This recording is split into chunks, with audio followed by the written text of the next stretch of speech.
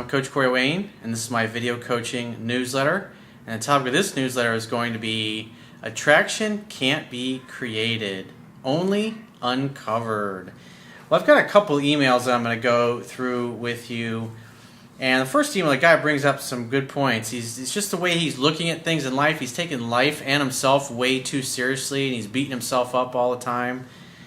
And it's really impacting his ability to just show up and be natural in life. And, we all of us, we tend to be our own worst critics, and we tend to be the hardest on ourselves. But it's good to have high standards. I mean, when you look at it from the perspective of how Michael Jordan achieved all the success that he achieved in the NBA, his answer was because he had higher standards than everybody expected of him. That includes his coaches, his fans, his family, his teammates.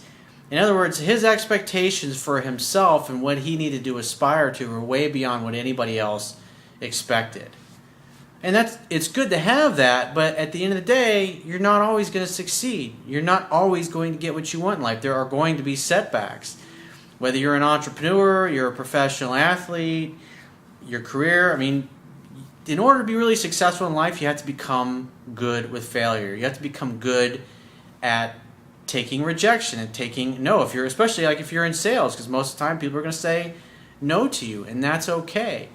And so and it's just like the title of the video. It's Attraction Can't Be Created, Only Uncovered. In other words, it's either there, and when you interact with another person, if you're trying to ask somebody on a date or to get their phone number or whatever it happens to be, what you're really trying to find out is there a mutual attraction? And if there is, your goals and your values are going to be aligned, and they're going to eagerly want to participate and co-create with you. And if they're not, they're going to tell you.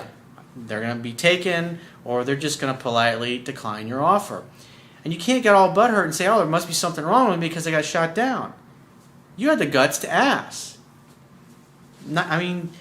Being successful in life, you look at Thomas Edison. He failed 10,000 fucking times before he finally figured the right material to make the light bulb work. Hey, what kind of person does that? For several years, many years, 10,000 failures to get one success? It's like the guy that, what's his name? Colonel Sanders that started Kentucky Fried Chicken. He spent the better part of a decade. After he retired, he was on Social Security. He got in his station wagon. He drove all the country trying to convince people to use his recipe for chicken. And he went through something he got turned down 6,000 times, I think it was.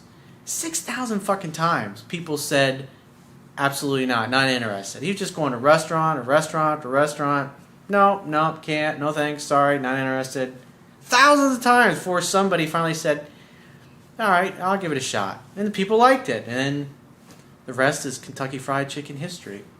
So let's go ahead and jump. I got a quote that I'm going to share with you, and then we're going to go ahead and jump right into the first email. And the quote says, "You should never take yourself or life too seriously. When we are in a fearful state, we tend to try and force things or manipulate others into doing what we want because deep down we fear they won't want to voluntarily spend time with us or give us what we want. You should approach potential romantic partners, business partners, friends, employers, etc. with an invitation mindset.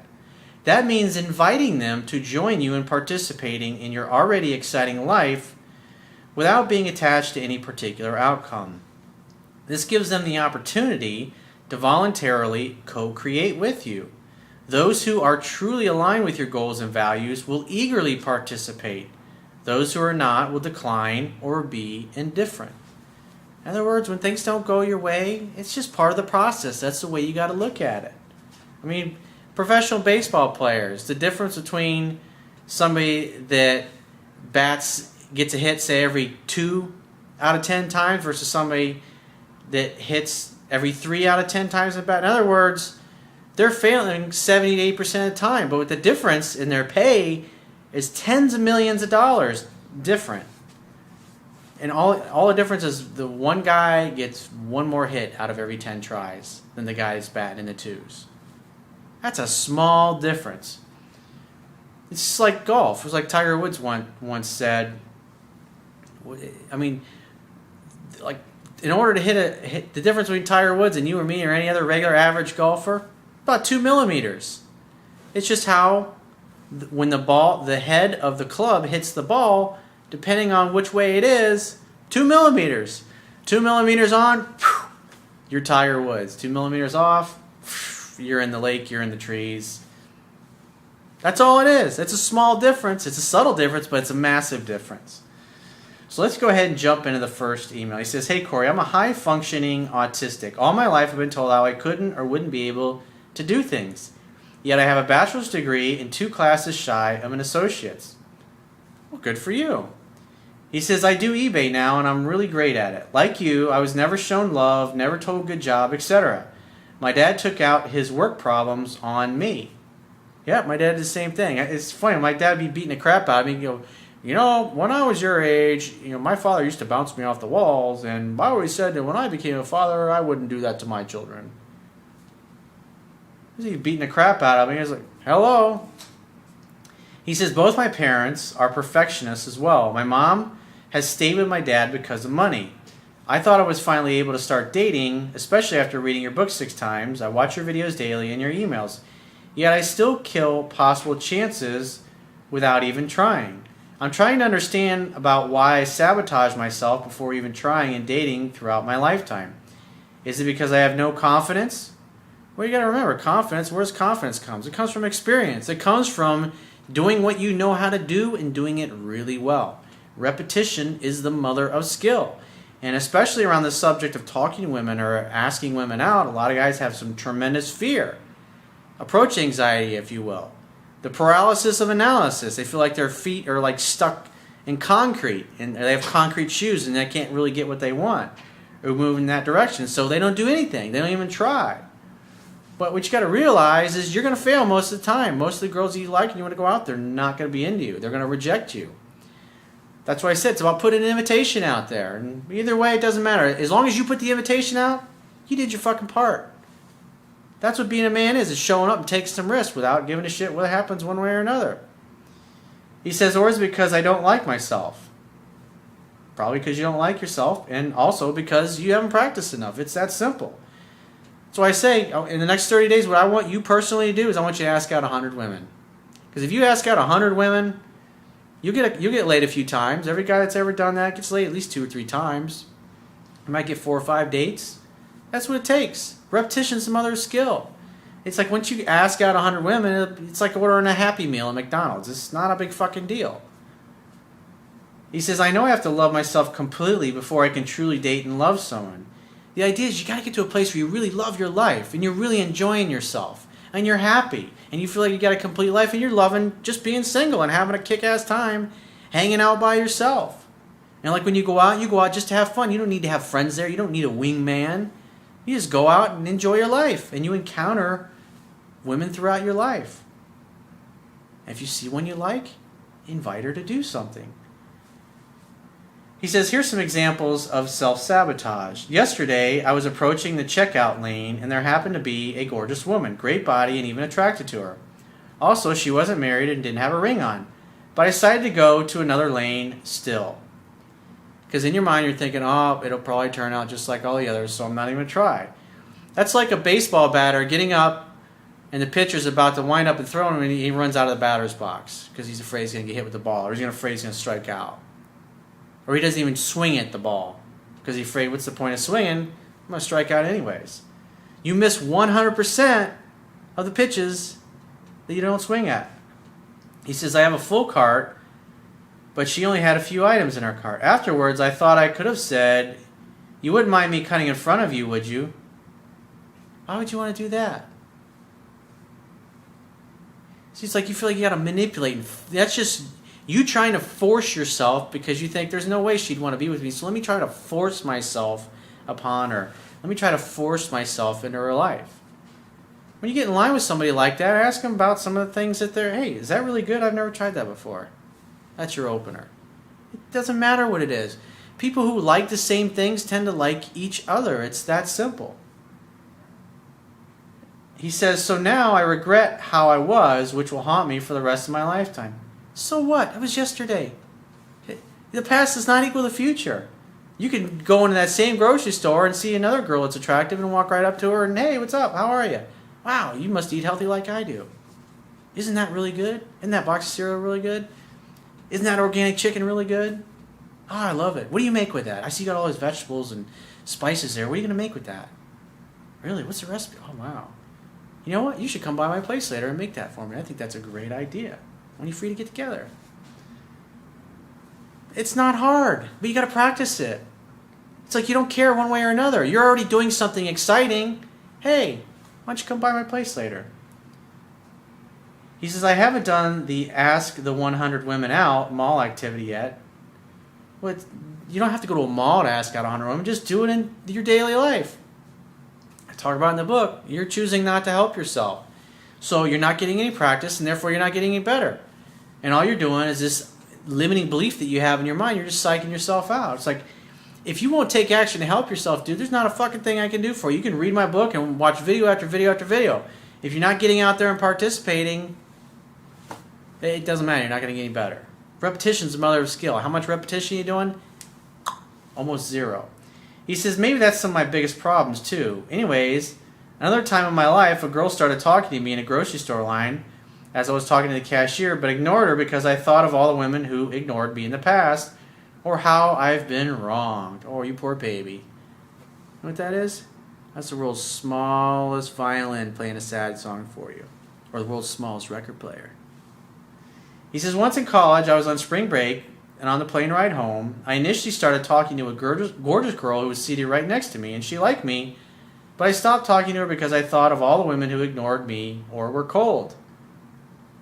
For 3 hours, I didn't talk to her. I was on crutches once, and I had two girls sit next to me in college on a bench. Keep in mind, this guy's 40 years old, so he's talking about shit that happened 20 years ago.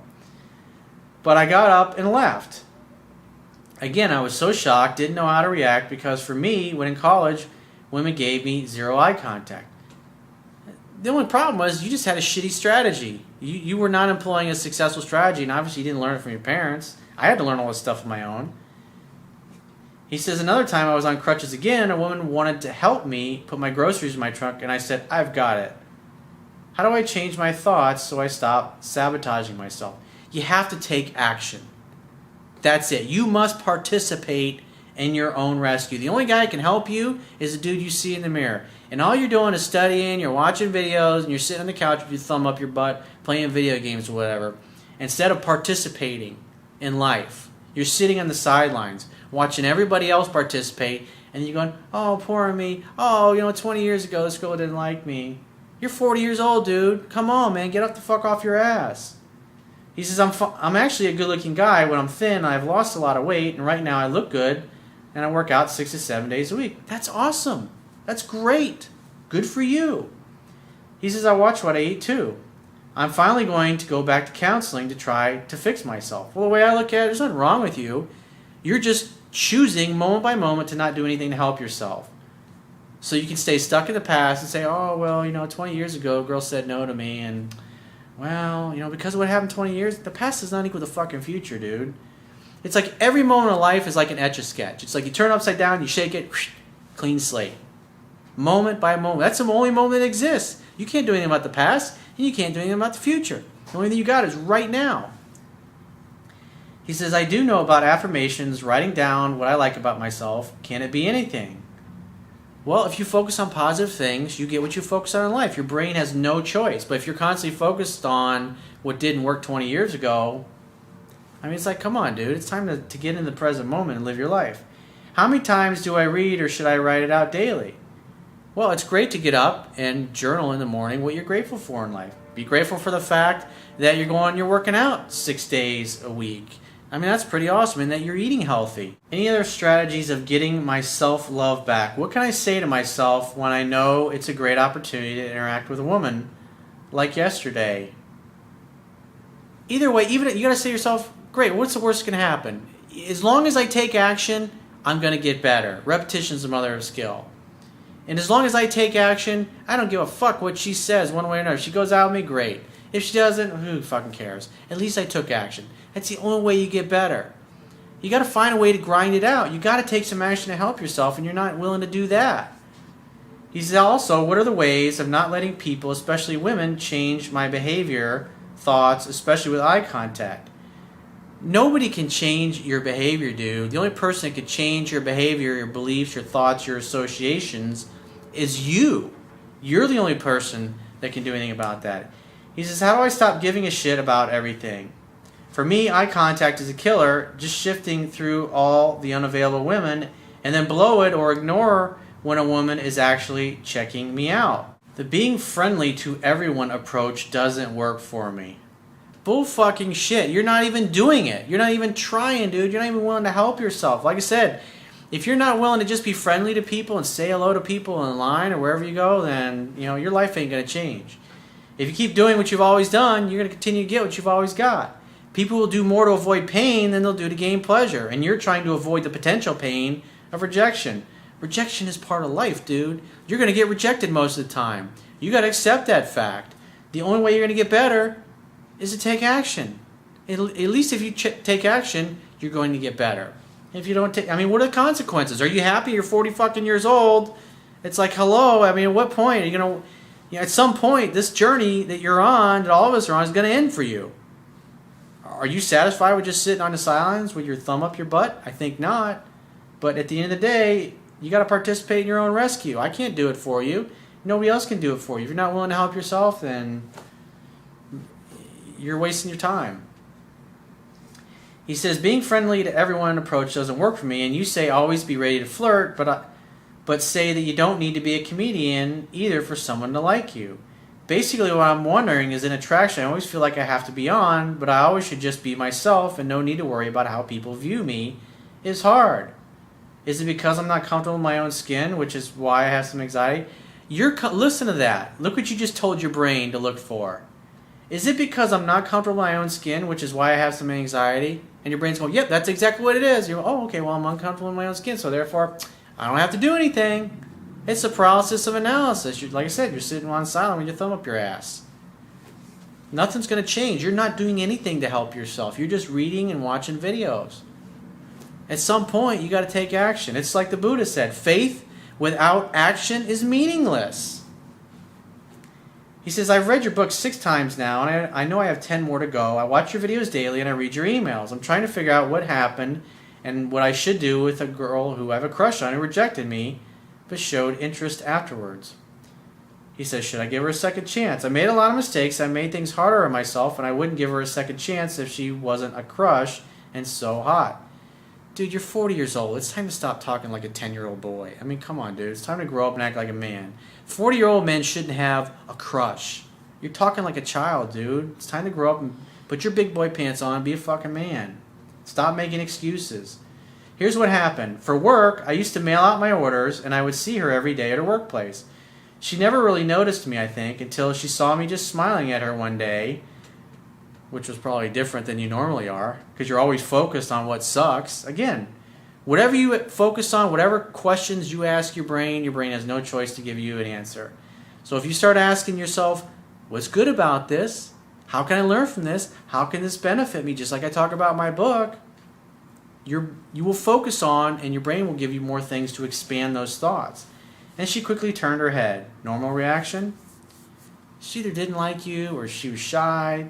What does it matter? Maybe she had a low self-esteem. You're not going to get every girl you ask out, dude. He says, I didn't go back looking at her, but her face didn't look disgusted either. She's definitely a 10 and has her guard up, and she doesn't make eye contact or smile much. And usually I think I have to make myself less approachable to guys. See, the problem is you're focusing on a woman who's really not that into you. That's the problem. You should have moved on a long time ago, but you have this fantasy that you don't deserve what you want, and so you stay hung up on a girl who's really showing you no signs of interest at all. And so therefore it's a self-fulfilling prophecy. Of course it never goes anywhere. Of course your life never gets any better, because you're trying to change the interactions that you have with this particular woman. She's not showing you any kind of excitement or any kind of interest. So one day, out of the blue, she stared at me from the time I came in from the door all the way to the counter. I was surprised, but kept eye contact with her. I was looking for a smile, which she didn't do, and felt like it wasn't enough interest from her at that moment for me to approach her. He says, big mistake. It doesn't matter. She wasn't really... Women who like you are going to look you in the eye and they're going to smile. They're going to engage you in conversation. And sometimes women will engage you in conversation, even if they like you and they're attracted to you, but they have a boyfriend or they're married, because they like the attention, because they like what they see. At the end of the day, they can't interact with you because they're taken, and that's okay.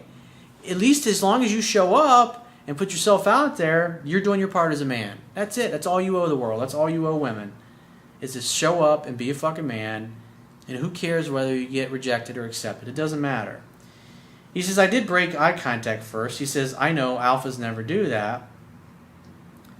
You're not helping yourself by doing that, dude. That's why you got to go and practice these things. Like the video that I did improving your social skills. Going to the mall, making eye contact, and just practicing that. If you won't go to the mall and practice that, I can't help you. Nothing I can do for you. He says, then as I was approaching the counter, I looked back at her, and she was still staring. I still didn't say anything. He says, I know, major fuck up. Anyways, one night I came in late, and she was there. What are the consequences of not doing that? What are the consequences of continuing to be fearful? Are you going to be happy when you're on your deathbed someday and you're going, you know what, I never approached anybody, I never had a girlfriend, never had a date, never got laid? Is that acceptable to you? Then keep doing what you're doing.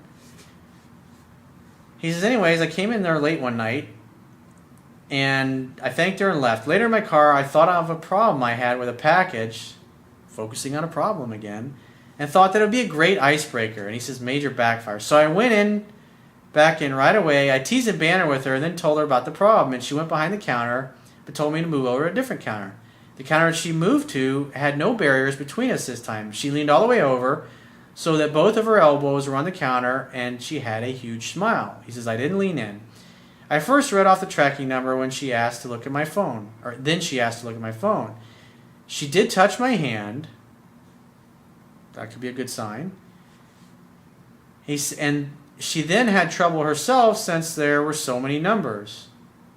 She did get someone who did help me, and I might have argued with her that the tracking number was correct, but not harshly. So you're being a dick. That's really helping yourself. I was tired and a little annoyed, but I also acted more annoyed than I truly was in trying to get her attention, regrettably. So you're being a dick to her on purpose because you really like her. You're acting like a 5-year-old. That's how 5-year-olds act when they have a crush on a girl at school. He says maybe she thought I was being a jerk. Probably. Do you think about it? You think a woman would want to go out with a jerk or a guy who's fun and playful and never lets anything diminish him? He says, I did want to talk to her more and ask her out, but she was counting her drawer. Possibly she was trying to stay close to me even though someone else was helping me. Sounds like you're reading too much into the situation. He says, at the time, I thought it would look desperate or might be rude since she was counting. Nice guy approach? You just got to put yourself out there and go for it, dude. You're not doing anything. So I did thank her still before leaving, and she said sorry, and I told her, no problem, have a great night, but maybe didn't smile. So the next time I saw her, she acted like she wanted to escape, like wanting help from a girlfriend at a club. You were obviously a dick to her, and she's thinking, that guy's an asshole. I don't want anything to do with him. When I did come up to the counter for something, she was really short, sounded annoyed, and even argued with me about something stupid. She's just matching and mirroring back to you your behavior. See how you're showing up in the world? Women are going to match and mirror your behavior, your body language, your physiology, and your energy and your vibe. Where's the fun, playful guy that never lets anything get under his skin? You're an entrepreneur, dude. What's the fucking problem? All you're doing is communicating, hey, I'm a miserable asshole and I don't like my life, and you probably won't like me either. So let me be a dick to you and totally convince you that I'm not the right guy for you. Afterwards, I said to myself, what the fuck just happened? I dismissed how she acted towards me in denial, so the next time I saw her, I was going to ask her out without fail and no matter what happened. Well, that's how you should be approaching all women. You should have that attitude. No matter what, I'm fucking going for it. He says, so I went up to her again, and on another day, she wasn't interested in talking to me. She was argued, and she was short, but I still asked her out when she had that negative mindset. I guarantee you she shot you down. Again, my feelings overlooked her true feelings in the moment. When I did ask her out, I turned to jello. And when I did ask her to have drinks sometime, not really sure exactly what I said, she said, no, I'm working, without hesitation. Yeah, women who like you, they smile, they're happy to be engaging with you. When you ask them what their name is and don't volunteer yours, they're going to ask you your name. He says, and only occasionally, as I did not want to disrupt my life and business. Only then did I realize she was a crush. Okay, so the more she ignores you, the more, I really like this girl. Think about it. You tend to focus and fixate on women who have no interest in you. Why? because it justifies your limited worldview of yourself that you don't deserve to have what you want. And since you don't think you deserve to have what you want, you stay focused on what doesn't want you. It's a self-fulfilling prophecy. And then you can continue going through life whining like a little fucking bitch, telling everybody that nobody likes me. Why would you waste your time with somebody like this? You're not going to get anywhere. And all you're going to do is make yourself continue to feel miserable. If you keep doing what you've always done, you'll continue to get what you've always got. I purposely never made eye contact, and I avoided her on 3 to 4 occasions. One day I noticed that she was purposely trying to make eye contact with me, and on 2 occasions that I know of, she was making direct eye contact and eye-fucking me when I couldn't resist looking at her. The first time I just shut my eyes and opened them. Oh, that must have looked weird. And she had her eyes closed too, and no smile, mimicking me. Another day, she made dead eye contact and eye-fucked me, and I looked away. More submissive behavior. You're not helping yourself here, dude. He says, your thoughts on her actions, my fuck-ups. He says, number one, I took too long to ask her out, and it was too weak. But the bottom line is you fucking put yourself out there. You should have let it go when she said no, she's too busy. You threw the invitation out there. She knows you like her and you're interested, and therefore you don't need to bring it up ever again. If she likes you, she'll bring it up. Hey, maybe we should get together sometime for that drink. She'll bring it up. And if not, it doesn't matter. But you're fixated on what a woman who rejected you, thinking you're going to change her mind. You create attraction. It's either there or it's not. Even if it was there initially, you've done plenty to turn her off. So he says, number two, I left her a negative feeling association with me after she tried helping me and maybe thought I was being a jerk when pretending to be upset. You think? I know this is not what you call effortless or easy, but I'm a terrible flirt. You're just flirting with women who aren't interested, and then you go, oh, see, I'm a terrible flirt. Is it worth my time to pursue her? No, you already did. It's like, move on. Let it fucking go. You asked her out. Pat yourself in the back that you did that. He says, is her attraction level barely a 5? I'd say it's a 0. It doesn't matter. Move on.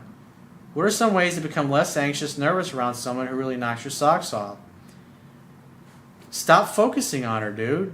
You got rejected. It's over. Time to move on. She's out. It's over. Done. Put a fork in it. Gonzo.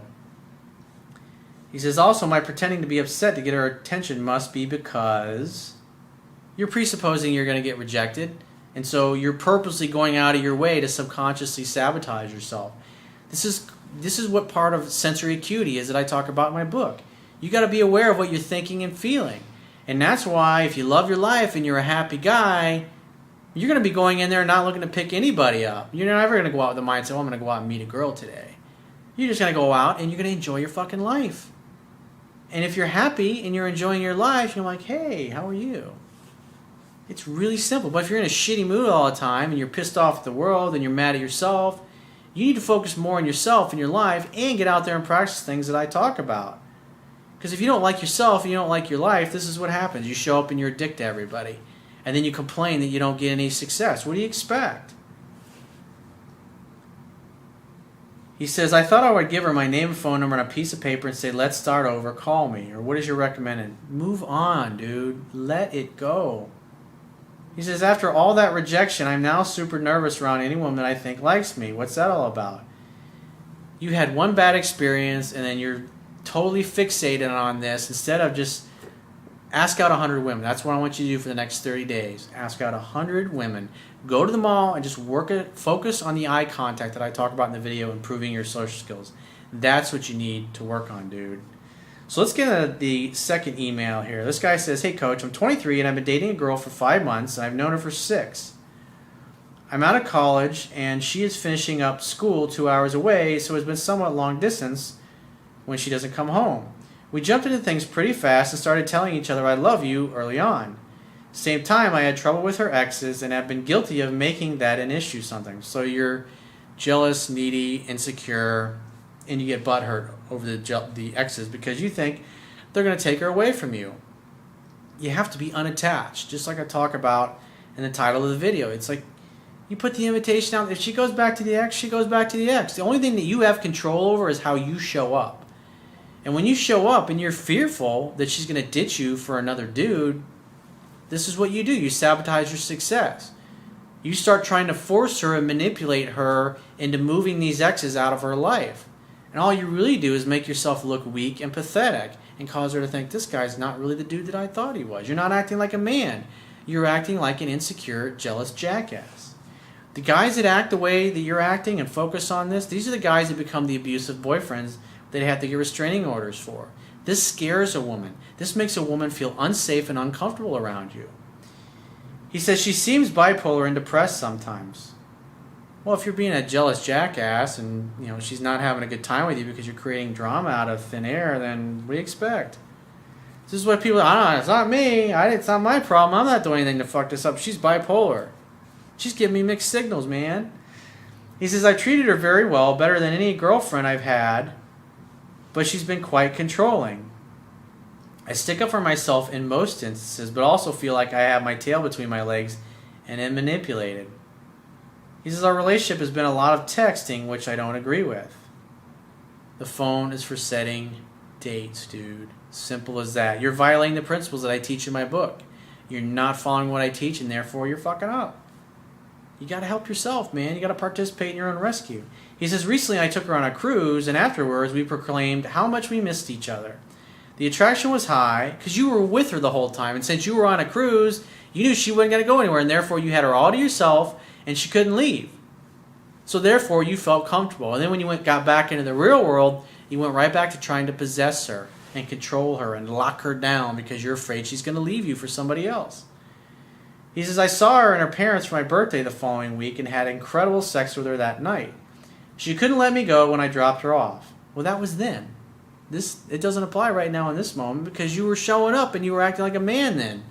But you probably went right back to your jealous behavior, which turned her off. He says, the following Monday, I tried setting up plans to see her that week and got in an argument when she said we just saw each other. So in other words, you asked her out and she's like, hey, we just saw each other. In other words, she just spent a week and she probably was getting tired of hanging out with you so much because you were trying to force yourself into her life because, hey, we spent so much time together on the cruise and you thought things should stay the way they were on the cruise and you weren't letting her come to you. He says she then started saying that she needs space. The only time a woman brings that up is when you make her feel like she's losing her freedom by being with you. And this is so what's happening is you're showing up and you're seeking to control and manipulate her. You got to love in such a way that the person you love feels free, and you're not doing that. So when the other person doesn't feel free, that's when they say, I need my space. In other words, what she's really saying is, dude, you're being a control freak. And I don't want to be controlled. I want to let the feelings develop, and I want to spend time with you when I feel like I want to see you. And you have to be okay with that. You can't get all butthurt and start getting pissed off at her. It's like you're acting like a child. You're throwing a temper tantrum. You want your mommy or something. He says, she said she wants to wait until she's out of school so she can give me enough time. It's amazing how women sugarcoat these things and they don't want to hurt your feelings. He says, I felt it was rude to discuss over tests and asked her to call me. Didn't go well. I told her I wasn't going to sit around and wait. I'm taking my toys down, going home. He says, if we love each other, then we can make it work. You're not respecting her, and you're not respecting her time. And you're not respecting her freedom either. You're trying to force her and manipulate her to do what you want. The reality is because you don't feel good about yourself, you don't feel good enough to be with her, you feel like you have to force her to be in your life because after all, there's absolutely no way she could want to voluntarily be with you. And therefore it becomes a self-fulfilling prophecy. You try to control her, and she does exactly what you're afraid of her doing, which is not wanting to see you or spend time with you. He says later, she said she was confused and I told her to let me know when she figures out what she wants. She then responded with, I love you, miss you, I need you, and that she wants to set up a time to talk later, and I agreed. I let her be. 2 days later, she never called. What did he do? So I asked, and so in other words, you couldn't wait. What did you just tell her? You said, she says that she wants to set up a time to talk later, and I agreed, and I just let her be. 2 days later. So in other words, you didn't wait for her to contact you. You acted needy and desperate because you feared losing her. And all that does is make you look pathetic and weak. That's not helping your case. He says, she said we thought we were done because I never talked. She said she'd let me know. I again pushed the issue because I felt like she's stringing me along. She's pushing you away because you're trying to control her and manipulate her. You're trying to force yourself into her life. He says, yesterday we fought. In other words, you complained again that she didn't want to spend time with you. She said sometimes she just doesn't feel like dealing with it, and that it was sad how this has turned out. In other words, I thought you were a really confident guy, but you're just another needy, insecure, desperate jackass who wants to control me. You gotta love in such a way that the person you love feels free. But she wants me to open up and tell her how I felt. I did. She told me that she loved me and that we will get through this, but I need to be patient. Women help you when they like you. She's trying to tell you what to do, but you're not listening to her. I told her to get a hold of me if she wants me to talk, or she wants to talk. Great. Be congruent with that statement. I told her to get a hold of me if she wants to talk. A real man that has a set of fucking balls and they've actually dropped fully will be cool with either what happens. No matter what. If he hears from her, great. If he doesn't, that's great too. You have to wait for her to contact you, dude. He says, I'm not sure where to go from here, and she thinks I am calling it quits when we don't talk, but I want to give her the space she asked for. Good, then do that. Be a fucking man. He says, I need a face-to-face with her. Why? So you can have the talk, tell her all your feelings, and then try to twist her arm to commit to you and agree to see you every day so you don't feel so bad about yourself. Maybe you should go see a counselor about your needy, insecure feelings, or see a psychologist about that, dude. Either that, or you just need to chill the fuck out and let her come to you. He says, I'm getting so many mixed signals. Like, nope, she's acting like a totally normal woman would act. You're pushing her away by your needy, insecure, controlling, desperate type behavior. He says, I don't want to ruin it by not talking or talking.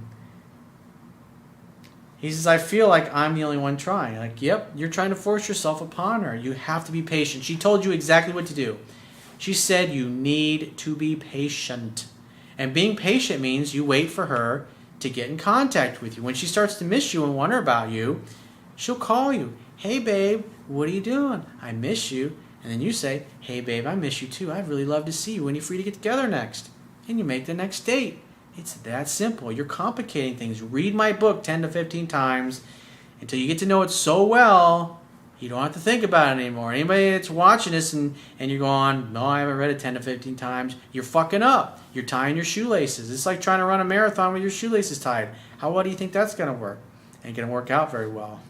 So if you'd like to get my help personally, the quickest way is to book a paid phone, Skype, or email coaching. You can choose any of those options by going to my website, clicking the products tab, which will be at the top of your screen on any page, and just follow the instructions. And I will talk to you soon.